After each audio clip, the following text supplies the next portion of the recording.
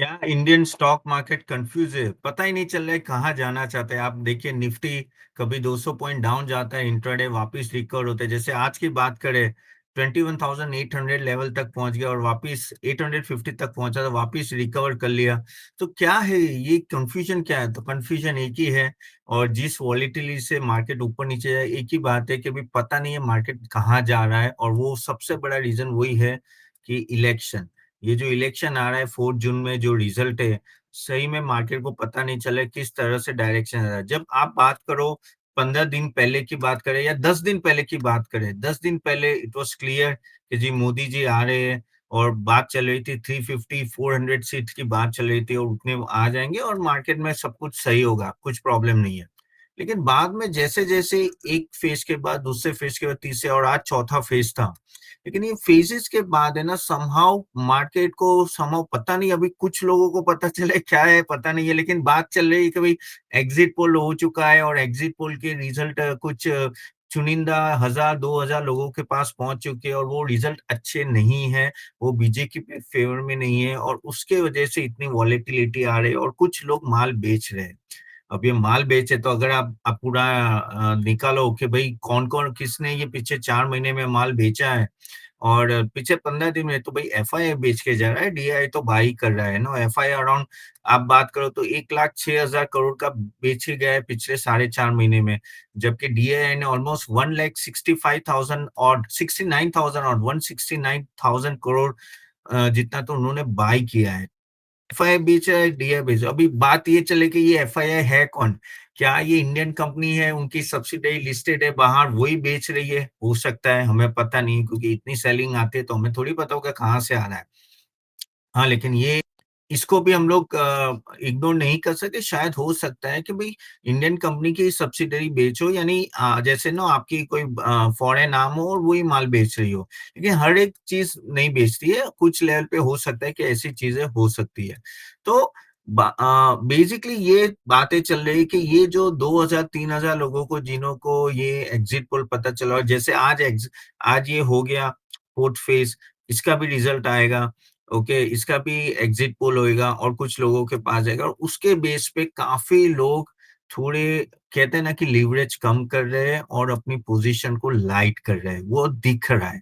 अगर आप देखो तो विक्स आज 11% से बढ़ के 20 के ऊपर चला गया है, which is quite high. Okay, अब यहाँ से शायद हम लोग अगर इलेक्शन तक आए तो शायद ये 25-30 पे पहुँच जाएगा। और अब ये सही है, रिजल्ट सही है, एग्जिट पोल सही है, हमें पता नहीं है। काफ़ी लोग बोल रहे हैं कि भई 350 छोड़ो, 300 के नीचे आएगी, तो कोई 250 बोल रहा है, तो कोई 180 भी बोल रहा है। अब ये सब तो सिर्फ़ बातें हैं, हमें पता नहीं है क्या है। हाँ, लेकिन अगर ये 300 के नीचे आता है या 250 के नीचे आता है तो ऑफ़ कोर्स दैट्स तो फिर मार्केट अच्छा खासा करने की तैयारी में है, क्योंकि नो वन मोदी जी वापिस ना आए सरकार में। अगेन ये सब बातें हैं, ये सब रूमर्स है, मैं बोल नहीं रहा हूँ कि ये होने वाला है। लेकिन जिस तरह से मार्केट को गिराया जा रहा है, क्योंकि अगर आप ग्लोबल मार्केट देखो, तो ग्लोबल मार्केट में कोई प्रॉब्लम नहीं है। वो ओवरऑल यूएस फेड का भी जो जॉबलेस डेटा आया वो हाई आया है।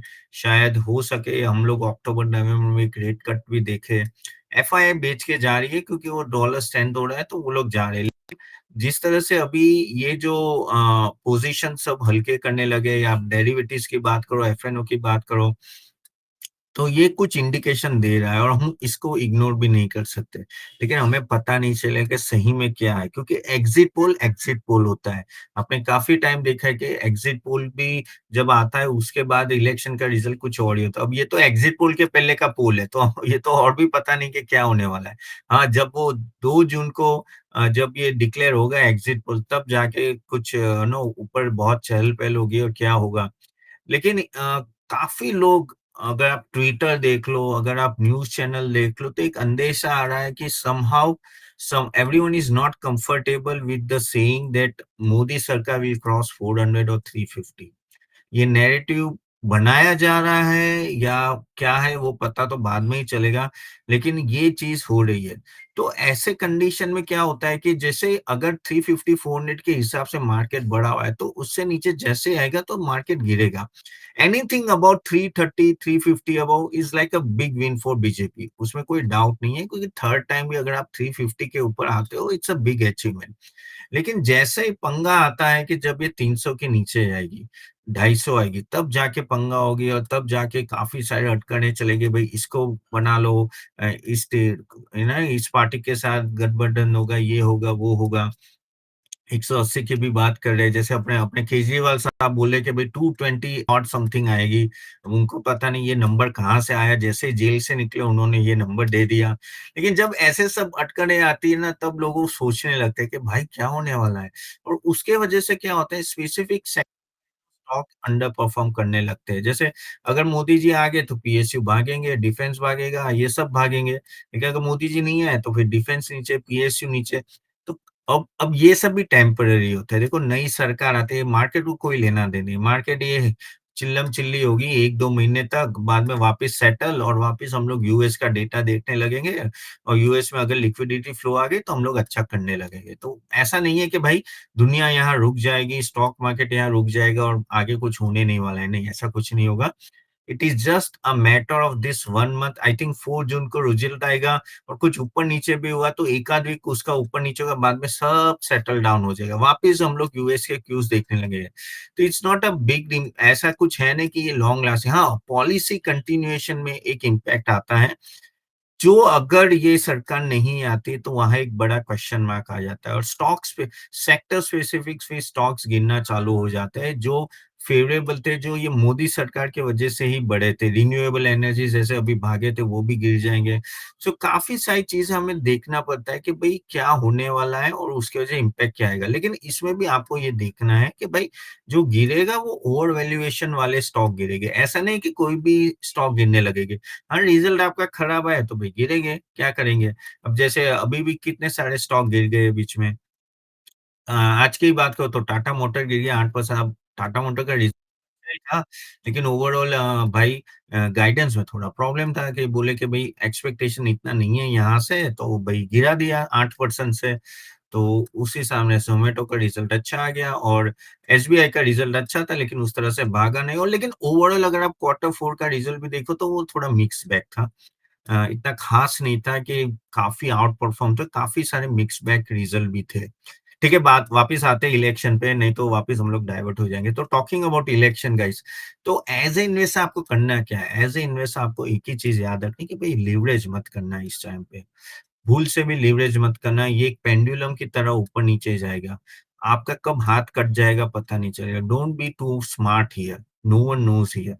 ओके, देखो यार, कमाने के मौके आपको बहुत मिलेंगे। तो मेहरबानी करके लीवरेज मत करो या आप ऐसे बोलो कि मैं मार्जिन ट्रेडिंग फंडिंग से फंड लेके स्टॉक बाय कर लेता हूँ, वो सब भी मत करो क्योंकि ये सब थोड़ा रिस्की हो जाता है, नहीं तो आपको घर के पैसे नहीं। एफएनओ, फ्यूचर ऑप्शन, डेरिवेटिव्स तो भूल ही जाओ। ओके, तो जो जो भी आपके पास छोटी अमाउंट है या व्हाटएवर अमाउंट यू हैव, आप डिलीवरी बेस्ड बाय कीजिए। अच्छे स्टॉक जिसका रिजल्ट अच्छा है, जिसका फ्यूचर प्रोस्पेक्ट है, वो आप बाय कीजिए, कोई टेंशन नहीं है। ये सब संभल जाएगा और वापिस से मार्केट अपनी दिशा में, लेकिन ये जो 1 महीना होता है, ये सब आप टीवी के सामने सब चिपक जाते हैं सब लोग और अटकनें चलती रहती, ये होगा, वो होगा। काफ़ी रिटेल इन्वेस्टर के भी फ़ोन्स आते हैं कि भई क्या करना है सर? कैसे अभी बेच दे, इलेक्शन के बाद ले, ये करके। किसी को पता नहीं है, किसी को पता नहीं है और ये जो अभी आज ये फेज़ का जो आया, अभी कल तक इसका भी किसी के पास एग्ज़िट पोल चला जाएगा, वापस कल आप देखना। लेकिन आज जो मार्केट गिरा और वापस रिकवर हुआ, तो क्या ये कुछ इंडिकेट कर रहा है आपको? कि भई तो ये सब देखो यही है कि अटकलें हैं, हम लोग बातें कर रहे हैं, लेकिन इसका कोई सही में प्रूफ नहीं है। तो मार्केट अभी अटकने पे चल रहा है, रूमर्स पे चल रहा है कि भई ये हो जाएगा, वो हो जाएगा। अभी तो मैंने मैंने भी कभी सोचा नहीं था कि कोई सरकार अभी बात करेगी या कोई अपोज़िशन में कि अभी 180 सीट आएगी, 200 सीट आएगी, यानी इतने लेवल पे तो कभी सोचा नहीं था, लेकिन अभी तो ये भी आने लगा है। अब अमित शाह यहाँ से बोलते जाए कि नहीं भई 400 पार तो हो ही जाएँगे। एस जयशंकर भी बोले कि आराम से जीत जाएँगे। तो देखो ये 2 पार्टी के बीच में की बातें हैं और वो आपकी समझ है कि आपको किस एंगल पे लेना है और किस एंगल पे वेटेज देना है।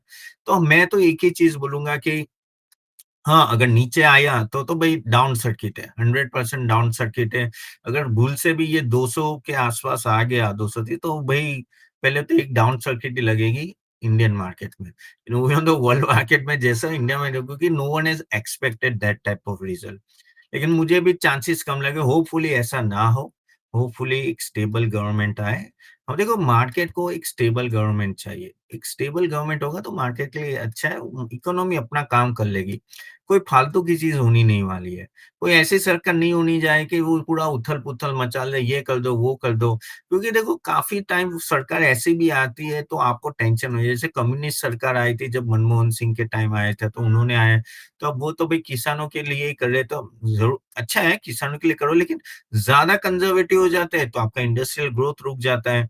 तो उसी तरह से कांग्रेस जब आई थी तो कांग्रेस के टाइम में ऑनेस्टली स्पीकिंग, अगर आप मोदी सरकार का 10 साल का टेन्योर देखो और मनमोहन सिंह के 10 साल का टेन्योर देखो, तो परसेंटेज वाइज मनमोहन सिंह के टाइम पे मार्केट ने ज्यादा ग्रो किया था।